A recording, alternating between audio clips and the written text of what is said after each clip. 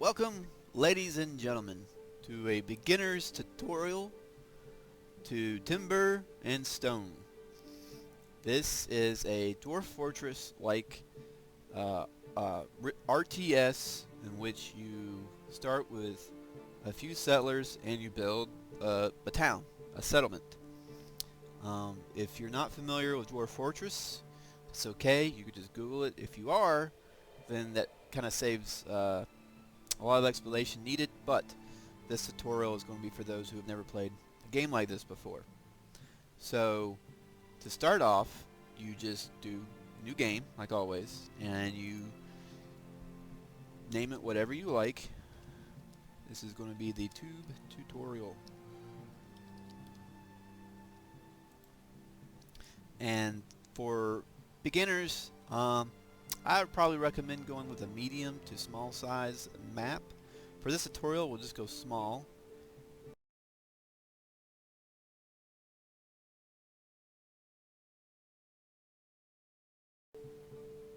Alright, so we start with a world map.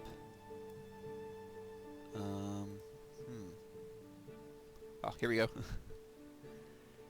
And for starting out, you're probably wondering, well, what is this about? Well, here you will basically select where you will build your settlement. And what you want to look for is resources.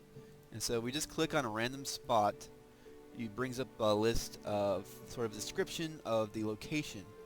And what you want, the most important thing, is trees, which makes sense for a game whose first name is Timber. And the second most important thing is your minerals. And for starting out, you're going to want a lot of tin and copper, and also iron. Copper you use to make the first tier of metal, which is standard ingots, and to make the second, you either need iron or tin, and you combine tin with copper to make the second tier. To make the third, you combine the second tier with coal to make the third tier. And so this is very important. You're also going to want some wildlife. This really isn't as important as the other two, but something to keep in mind. And so what we want to find is abundant tin, abundant copper, and frequent iron or frequent. So here's not a good location because it's only occasional. So cancel here.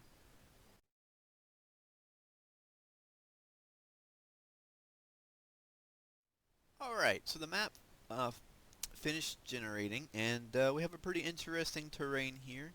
Now ideally you want to find a flattish place to settle. You also want to pick a place that's not too far from the edge, because that is where migrants and merchants will spawn in from. But it's also where the mobs, the monsters, will spawn in from. So you don't want to pick a place too close to the end, but this place will do. So you click settle here, and you use the WASD's keys to move around like so. And so I'm just going to pick up here because it looks like a very defensible location, and it's right next to all this nice stone. And there's a few trees around here too. So I am going to place it right about here, and then start game. Alright. So as you can see, once you place your wagon, which is like your starting location, you end up with an assortment of 8 people, and it doesn't really matter what their professions are right now. But one important thing to know, and this is not in any of the in the game anywhere, but if you press U, it brings up the unit list, and this shows all of your units, their names, and what professions they have, which is very useful for sort of managing things. But for right now, we're not going to worry about that. And to cycle through your guys, you also use the left and right brackets. Now you see when you select one, it brings up this little image at the bottom, this little window, and you have 4 buttons. This first button sort of shows you their status of the character. You got health, fatigue, hunger, and their level. and morale. Morale doesn't really do anything, so do not worry about morale at the moment. You also have the same buttons over here. The second one is their professions. These are like their jobs, what it is they actually do. And you have their inventory. And this is their preferences. And the preferences change depending on what profession they're in. In the inventory, the encumbrance is probably the most important thing. And this tells you how much they will carry before they will empty their inventory. And so by default it's set to 12 mass, but you can increase it to 16 mass. Also of importance, when you first start out, is you're going to want to collect two main resources, timber and stone, or rather raw wood, which you convert into timber. And you do that with your wood chopper here, and you go to preferences and you select independently chop nearest.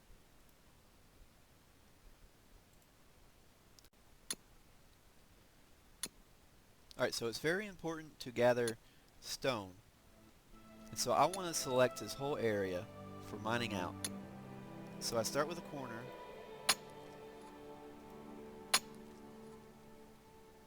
Let's see, let's pick a good one. And I want to select this whole thing. And you can select up and down the Z level by up with the up arrow, or go down with the down arrow. So if I go up with the up arrow, I can select this entire thing, and they will go about mining this out, and also they will flatten it for you. Make a nice little flat area as well. But in case you made a mistake and you want to undo it, you cancel by left clicking, and then you hold Shift plus Alt and then left click, and it removes that selection. Now to be careful, it has to be the same selection tool that you use to make it. So to cancel a dig, you need the dig tool. In order to cancel a construction, you need to use the construction tools.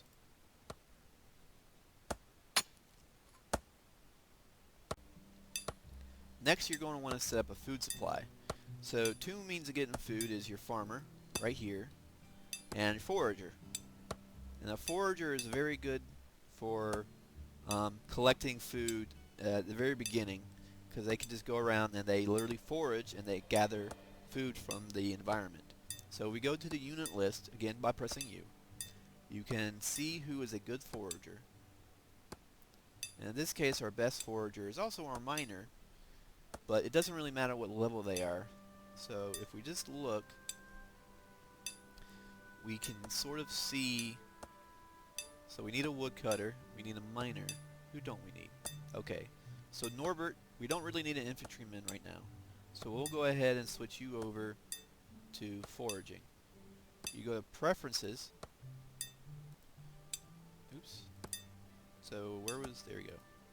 So you go to preferences, and you select gather berries, hunt boar, and harvest wild wheat, and loot dead. This comes into play later, so don't worry about it right now. We don't want to hunt sheep or chicken, because you'll need them for herding later. Sheep are a source of feathers, which you need for arrows, and sheep give you wool, which is good for cloth. Okay, so he's gathering bushes, as you can see right now, and he will do so independently. You do not have to tell him what to do at that point. The farmer, you have to select farms. So if you go to design and you go down to farms, it shows you what seeds you have, and you always start out with a random assortment of seeds. So we have cotton, which is useful for making clothing. You have flax, which is very useful for making twine, and rope, which is used by a lot of things. We also have pumpkins and turnips. These are food staples. We don't have wheat. Now wheat is important for herding animals. This is what you feed your animals. So we don't have any of that now, but we can purchase wheat seeds from a merchant. But we will get into that later. So for right now, we need a pumpkin farm. And let me just see what's around. So you just start out with a very small farm. You don't need a lot right off the bat. So we're going to make a 4x4 pumpkin farm. in a 4x4 turnip farm. Also a good idea to go ahead and plant some flax. We'll just make a little thing right here. Now farms have to be either on dirt or grass, and they have to be flat. They won't do a multi-level thing. So if I go here, it won't do it because it's on multiple levels. So that's something to keep in mind.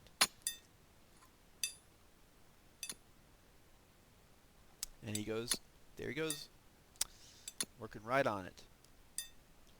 Now we do have some idle people around. They will kind of wander around. So we need to assign them jobs. So if you go to unit list, you're going to need a carpenter, which we have, a blacksmith, which we have. Who's only level 2. Ideally you want them at least level 3 to start with. You also have a stonemason, which is important, and a woodcutter. So it looks like we pretty much have everything we need.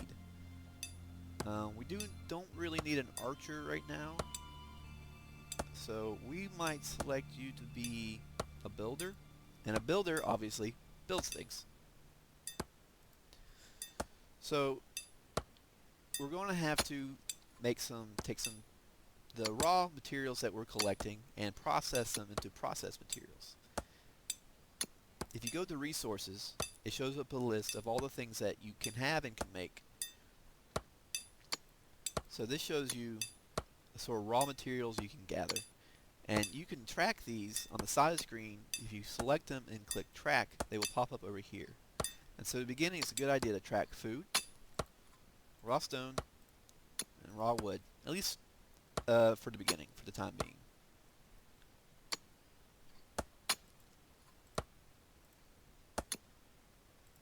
Also of importance are tools. When you start out with, you'll have access to stone tools, but stone tools wear out very quickly. So you're going to have to go ahead and tell them to sort of maintain a certain number in storage. And so for starters, I would just go with 2. 2 stone hammers, 2 picks, stone togs, some stone axes. But in order to make any of these things, you're going to need some workshops. So in your workshops here,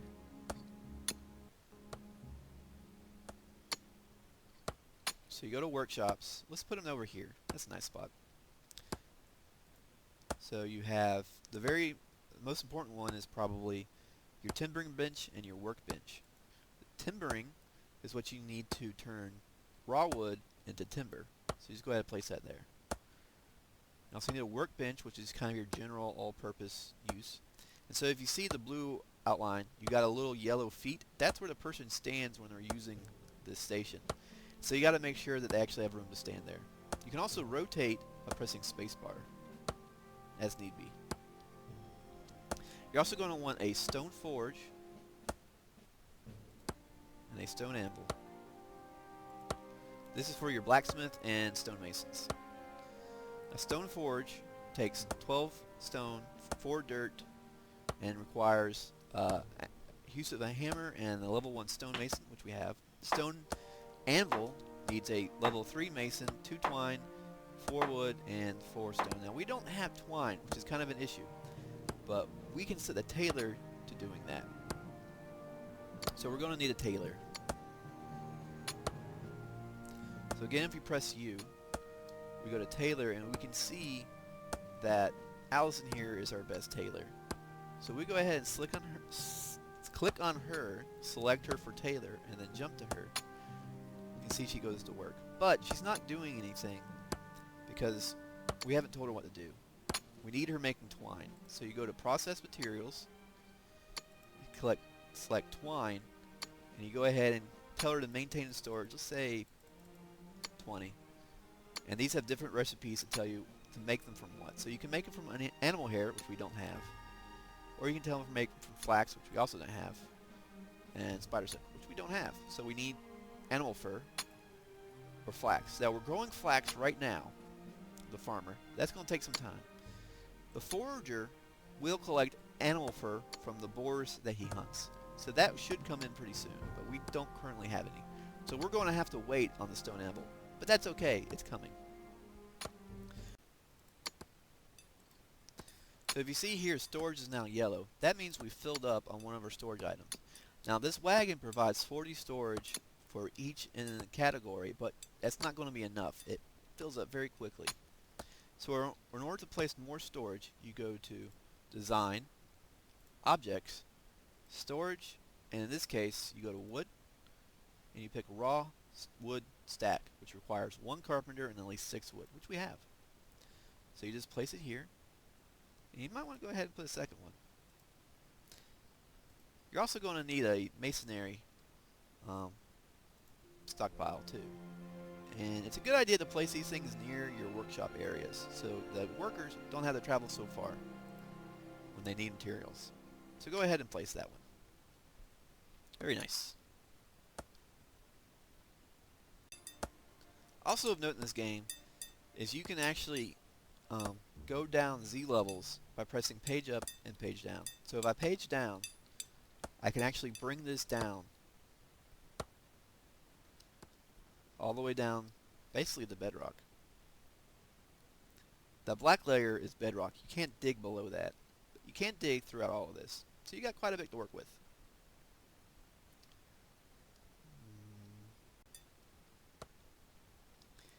Okay, so the next important thing you want to do is to set up a hall and a road.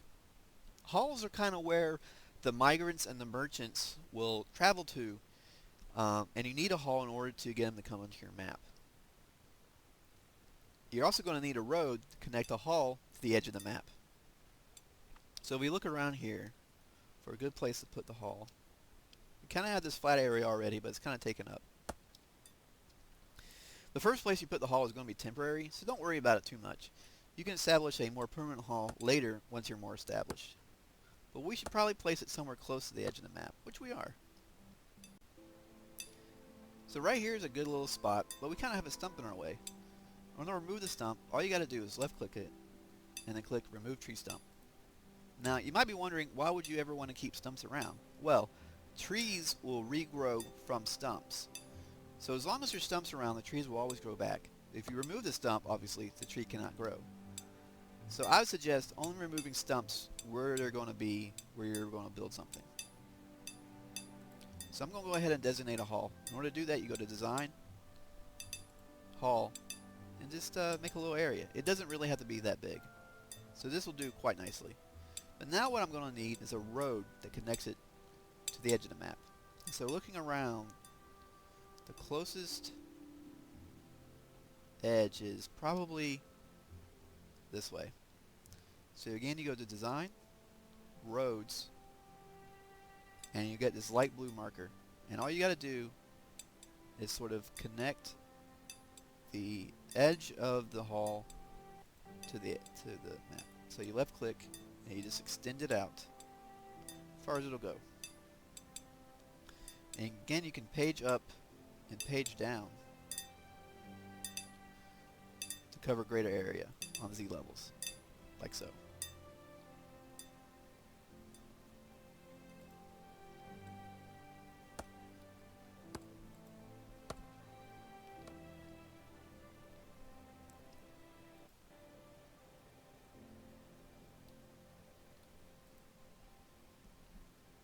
Alright, so we've connected to the edge of the map. And again, this is just temporarily the road. You can always move it around later. But you're going to have that set up in order to bring people and more goods in, especially for the beginning of your settlement, as there are a lot of things you don't yet have. For example, seeds. The only way to get the seeds you're missing is to buy them from a merchant. Now this poor guy over here, who has been doing nothing, is our builder. And he hasn't been doing anything because I haven't told him to build anything. So to do that, you just go to Design, you go to Construction.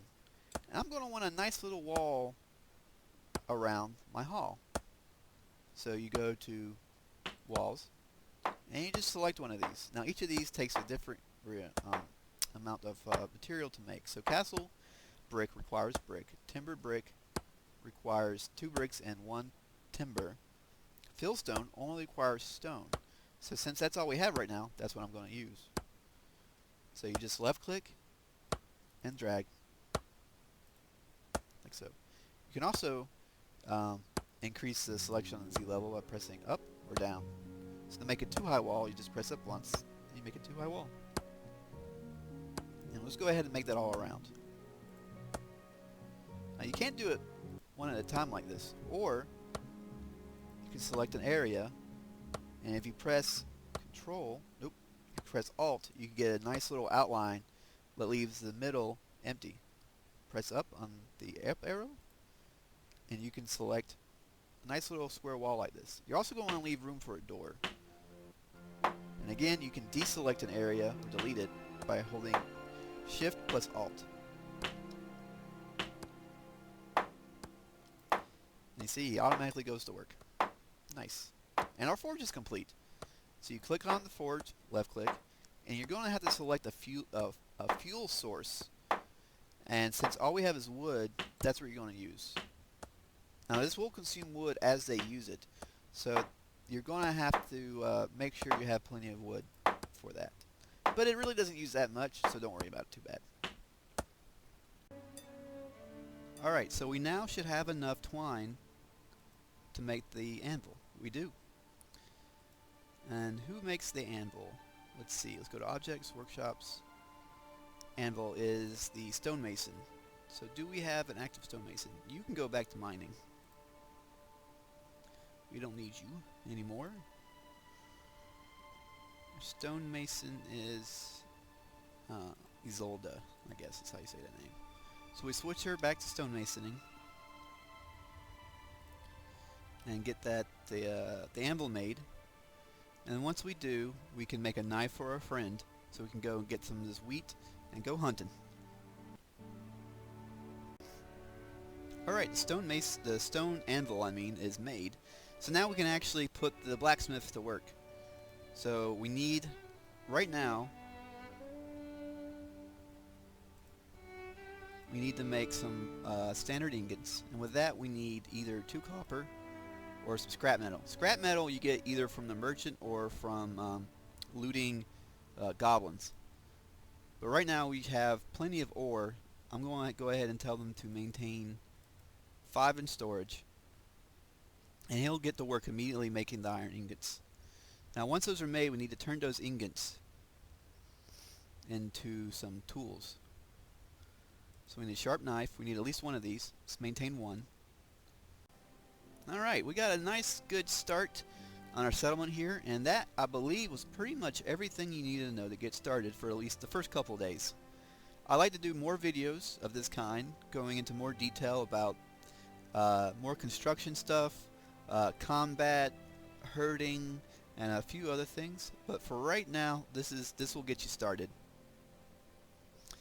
So this is a pretty great game, really fun, nice, relaxing, and you also get to flex your creative muscles. I really love it. I hope you liked this video. If you found it useful, please leave a like. And if there's any suggestions or any other type of stuff that you need help with, please let me know in the comments. Thank you very much. I am Adamo, and this has been Timber and Stone.